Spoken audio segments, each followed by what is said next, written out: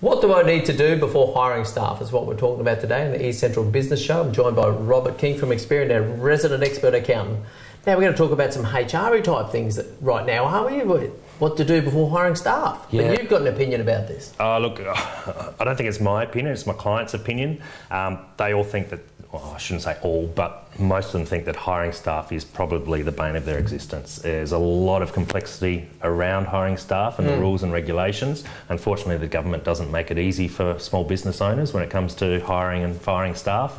And there's a lot of rules that they need to know, definitely. Yeah, that's true. Well, you know, I'm quite daunted by it. I'm kind of sort of in the employment business, but yeah, kind of not, you know. And we won't go into the detail. But anyway, you've got some checkpoints for us. So first of all, pay rates. Yeah, you want to talk about that? Yeah, exactly. So quite often clients ask me sort of what do I need to pay my staff? So there's a couple of answers to that. Firstly, make sure you're paying against the award or above the award. And that can be simple as that. It's quite difficult to say, well, what award am I under? So it's not always clear what award that you are under. And in that regard, it's probably really good to get some expert advice, not from an accountant, but from an HR expert. And we've got some connections to a couple around the place to find out what award you actually fit under. Because if you pay under the award, there's all sort of ramifications. I think there's a few bigger companies that have fallen foul of that recently. So yeah, sure. And there's also that question mark, you know, around it when it comes to employing people. So, do I pay more and hope to get a better quality staff? Or absolutely, yeah. Look,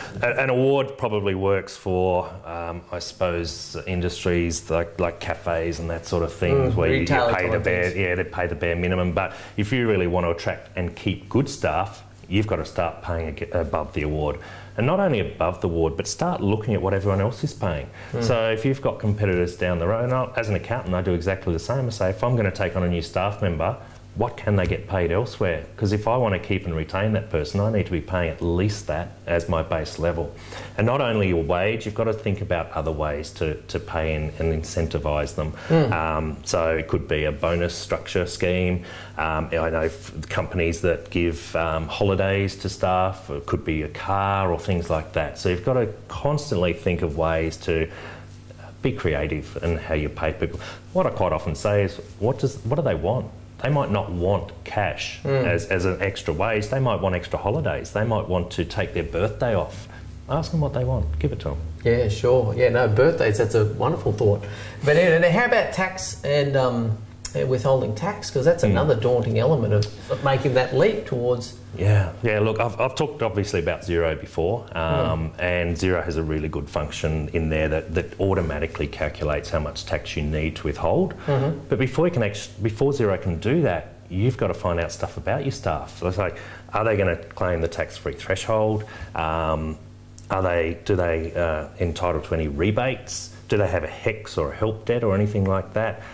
Or do they actually want you to take out a little bit more tax? Or there's actually a situation where the ATO could tell you to take out less tax for that particular employee. Okay. So once you've got this sort of combination, it's like you have to be an expert in taxes to actually work out how much to withhold. Yeah. And if you get it wrong, you can be penalised for it. So I hope you got some good news in amongst this, Robert, at the end of this, because already we're 2 bullet points in and I'm daunted. I'm truly scared. But anyway, maybe you need a pay rise. Maybe that's what it is. Well, let's talk about super then. Let's make it even. Let's burrow even deeper. Yeah, you've got an obligation around paying super. Yeah, absolutely. And I love every year the government comes out and say we're giving people more super. I was like, well, you're not the poor small business owner is, but.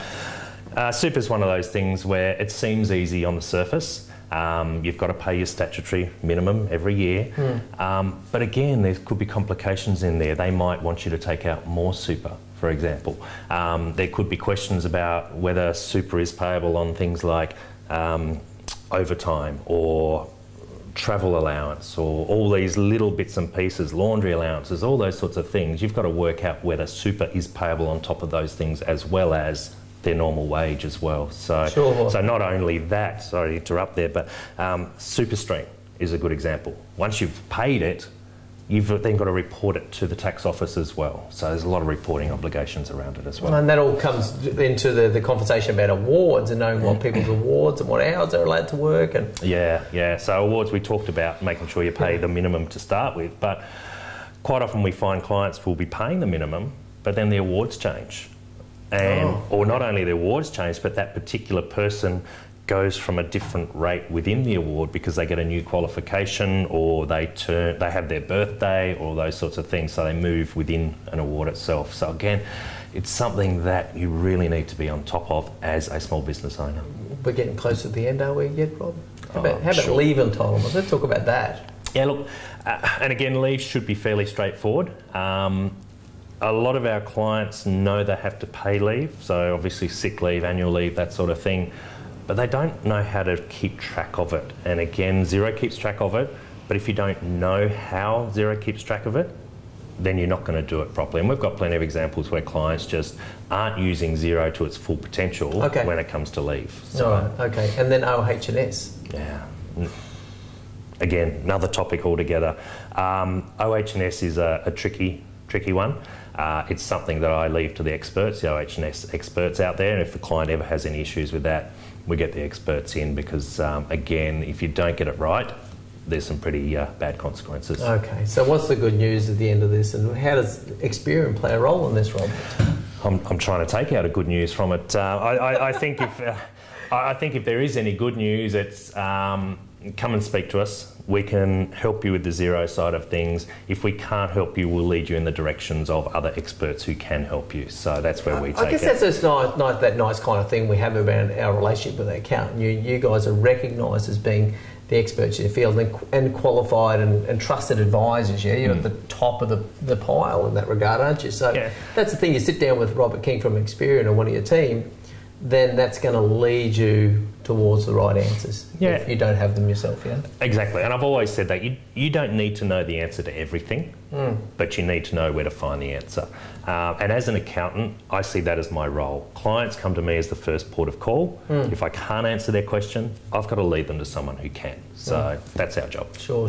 And that's actually something for us to attack at some other point, is that the changing role of accounting, Look, Not now. Oh. I know, I was about to open a can. I thought we had another 5 minutes. Okay. No, we're actually running short on this one. But anyway, so how do people get in contact with Xperion? We've got a lot of social media outlets. We do Facebook, Twitter, the like. But best thing, just jump on our website. All our information is on there to contact us, xperion.com.au. Jump on. Should be about there somewhere, hopefully. Hopefully. See how good you are. That'd be great. Okay, Robert King, our resident expert on accounting on the eCentral Business Show. We'll talk to you next time. So thank you very much, Robert, for being the resident expert accountant on the eCentral Business Show. And so just in this little post-roll segment, let's just talk briefly about who Xperion are and the sort of client you like to talk to. We've got 2 minutes, let's go. 2 minutes, all right. We like to think we're a little bit different to other accountants out there. We like to wear, as you can see, jeans and a t-shirt and a jacket, as opposed to your typical accountant who wears a suit and tie and sits behind his desk all day. So we're a little bit Don Johnson of accountants. I didn't want to say anything, but now you've mentioned it, so you could be right. I think we're a little bit more approachable than a lot of other accountants out there. And as I've said in the past, one of our philosophies is not to charge people for phone calls. We don't want people sitting there afraid to ask us a question because they're going to get billed for the time. Okay, fabulous. Importantly, the disclaimer in these video segments we do, is it advice? Look, and that's very important. It's general advice only. It's a conversation starter. If you've heard something in this video that appeals to you that you need specific advice on, come and talk to us. We need to know what a client's individual circumstances are before we can give them tailored advice to suit their requirements. Okay, the best way for them to do that is jump on your website and find the best phone number or best way it means to contact you. Yeah, absolutely. We've got a few different offices around, so we've got some different phone numbers depending on where the client's located. But if you jump on our website, you can flick through an email or give us a call on the appropriate and that website office. Is? Xperion.com.au. Okay, very active on Facebook, so check out their Facebook page as well. That's where you'll find these videos as well. Perfect. Thanks. Happy with that? Pleasure. All right, fabulous. We'll see you next time.